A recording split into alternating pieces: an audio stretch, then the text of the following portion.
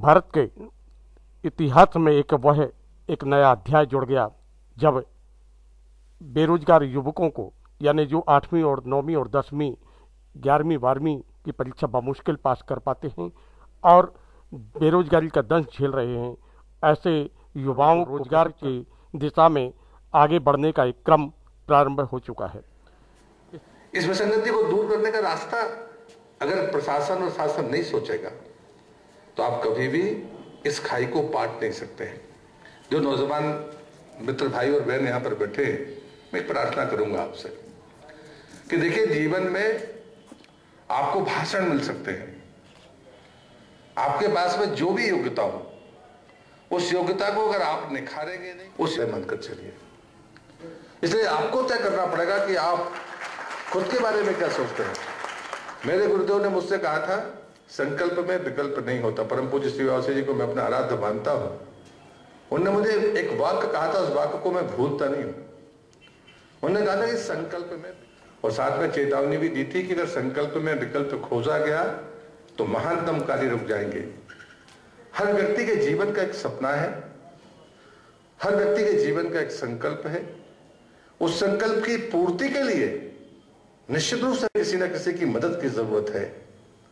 अगर अर्थाभाव है तो समाज और सरकार हमें उससे अगर दूर कर दे तो शायद हम अपने लक्ष्य को बड़ी आसानी के साथ प्राप्त कर सकते हैं। हमारे पास में कोई हुनर है, काम भी कर लेते हैं, लेकिन उसकी वाजिब कीमत नहीं मिलेगी तो हम फेल हो जाएंगे, हम निराश हो जाएंगे। वो वाजिब कीमत कौन दिलवाएगा? क्या वो मौका मेरे जीवन में मुझे मिल सकता है? ये सवाल सिर्फ प्रश्न नहीं है, इनके साथ में उनके उत्तर निहित हैं। और इसलिए अगर दोनों को चीजों को हमने अगर जोड़ दिया, और मैं समझता हूं कि समन्वय ही सरकार का उत्तरदायित्व है। मैं इन 2-3 घटनाओं के साथ आपको यह एहसास कराना चाहता हूं। कई बार पता नहीं हम किस आत्ममुग्धता में रहते हैं, हमें लगता है कि नहीं कोई चीज टूट कर जाएगी। मैं नहीं मानता। मैंने जीवन भर प्रयोग भी किए हैं और संघर्ष भी किया है।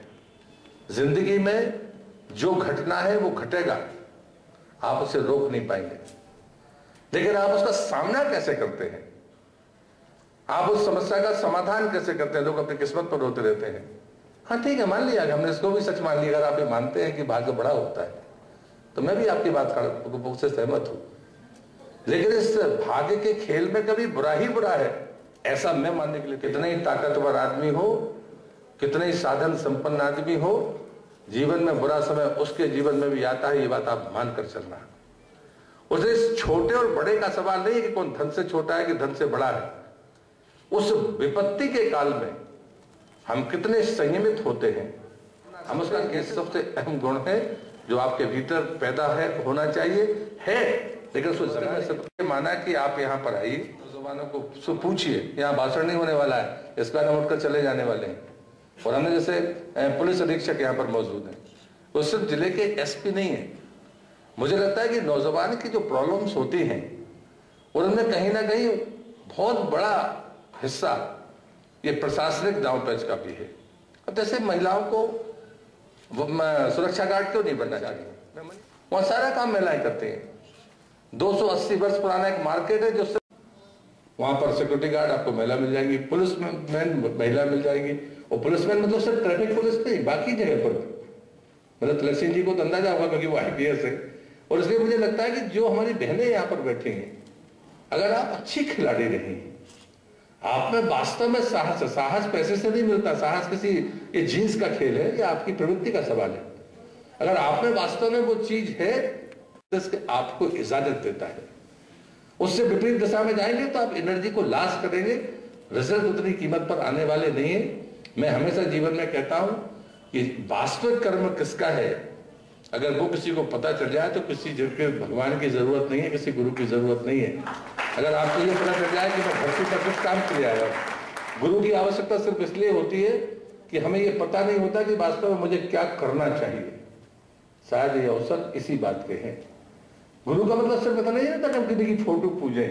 मेरे अपने टर्निंग पॉइंट्स पर मुझे ठीक दिशा दिखा दे, वो गुरु होता है। इसलिए मैं अंत में एक उदाहरण देकर, जो मेरे आराध्य ने मुझे पूछा था, वो कहकर मैं अपनी बात को समाप्त करता हूं। वो शायद आपको दिशा दे दे। उनने मुझसे पूछा कि एक चौराहा है निर्जन, लेकिन चौराहा है, उसमें बाकायदा रास्तों के जो मार्ग लिखे रहते हैं ना कि ये इस दिशा में जाएगा, यहाँ पर हो तो एक जबलपुर जाएगा, एक सागर जाएगा, एक पन्ना जाएगा या कटनी जाएगा, ऐसे 4 रास्ते, लेकिन वहां आबादी नहीं है। तूफान आ गया, उसका पिलर भी टूटकर गिर गया, दूर फिर गया, अकेले हो, रास्ता कैसे खोजोगे जहां तुम्हें जाना है? मुझे लगता है इस पर सोचना चाहिए। वो पड़ा है टूटकर, उन्होंने कहा कि सब कुछ भी नहीं पता, लेकिन एक चीज हमको पता होती है कि मैं किस रास्ते से आ रहा था। उस खम्भे को उठाओ, उसमें लिखा होगा जहां से तुम आ रहे थे वो पट्टी, क्या उसको अपनी तरफ कर लो, बाकी रास्ते अपने आप मिल जाएंगे। मुझे लगता है कि हम सब दूसरों को दोष देते हैं, न जाने कितनी कोशिशें करते हैं। हमारी अपनी जितनी चादर है, हमारी जितनी अपनी हैसियत है, वो हमसे ज्यादा बेहतर कोई नहीं जानता। उसके आधार पर अपने भविष्य का फैसला करिए। अगर आपको काल से लड़ने का साहस है तो आप लड़िए, उसके लिए कोई आवश्यकता नहीं है किसी की मदद की और किसी के साथ में खड़े होने की। मैं ऐसा मानता हूं, और इसलिए मुझे लगता है कि हम जिस रास्ते से आए हैं वो रास्ता है मेरा अपना परिवार, अपनी हैसियत, वो आर्थिक होगी, वो नहीं होगी, हमारी अपनी प्रतिष्ठा क्या है, हमारे घर में कितने पढ़े लिखे लोग हैं। मेरे घर में भी कोई पढ़े लिखे लोग नहीं थे, लेकिन हम सारे भाई बहन कैसे पढ़ गए। और इसलिए मुझे लगता है कि हुनर बड़ी चीज होती है, और उसके सामंजस्य बिठाने के लिए सरकारें होती हैं, प्रशासन होता है। और इसलिए इस होड़ में कभी मत पड़िए कि किसने किसको दिलवा दिया। निमित्त कोई बन सकता है, मैं भी बन सकता हूं, आप में से भी कोई एक दूसरे की मदद करिए। और मुझे लगता है कि अगर आप निमित्त बनेंगे तो रोजगार के अवसर आएंगे और अपना रास्ता तय करेंगे। इसलिए इस चर्चा के बाद यहाँ पर आपका खुला डिस्कशन होगा, बताएंगे, आप उनसे पूछिए। ये चीज अगर कुछ दे पाई तो मैं समझता हूं कि इस कार्यक्रम का सार्थकता होगी। मैं प्रधानमंत्री जी का हृदय से आभार व्यक्त करता हूं और मंत्री जी का, क्योंकि हमारे तीनों जिलों को उन्होंने छोड़ रखा था और मैंने जो कहा उनने उतनी सीटें दी हैं और अगली बार ये सीटें दुगनी होंगी। और उन्होंने मुझसे अपेक्षा की है राजीव, मैं समझता हूं कि हिंदुस्तान में शायद यही जगह मॉडल बन सकती है। उन्होंने क्यों कहा मुझे नहीं पता, या तो मैंने भाषण दिया था पार्लियामेंट में, शायद इसलिए उन्होंने कहा होगा, मेरे मित्र भी हैं वो। और इसलिए मुझे लगता है कि इसको सिर्फ ऐसे मत लीजिए कि ये एक इवेंट है, क्या हम इसको मूवमेंट बना, सिर्फ कार्यक्रम हो जाएगा और उसके बाद में हम घर चले जाएंगे, नहीं। क्या हम इसे जन आंदोलन बना सकते हैं? हम अपने लक्ष्य में इस बात को तय कर सकते हैं कि हम 500 स्किल्ड नौजवान भाई और बहन अपनी रुचि का कोई हुनर सीखने के बाद में उसमें कितने लोग रोजगार पा पाएंगे। और रोजगार पाने के लिए ये जो प्रवृत्ति है कि अप्रोच लगा दो, क्षमा करना, मैं किसी की सिफारिश करने वाला नहीं हूं, मैंने न कभी की है, मैंने अपने बच्चों की भी नहीं की है, एक बात भी सही है, इसलिए मैं इतने दम से बोल भी पाता हूं। मेरे बहुत यहाँ पर गुरुजन भी बैठे हैं, वो बताएंगे आपको। मैंने अपने बच्चों की भी कभी सिफारिश नहीं की। मेरे बच्चों को भी स्कूल में एडमिशन लेना था, उसके 80% से कम पीसीएम थे, तो चिट्ठी लिखने वाले साइंस का वो बोलेगा, मगर ना आर्ट्स ले लो। मुझसे बड़े वाले भाई है, मैं अपने ताऊजी से बात करो, प्रहलाद पटेल चिट्ठी लिखने वाले नहीं है।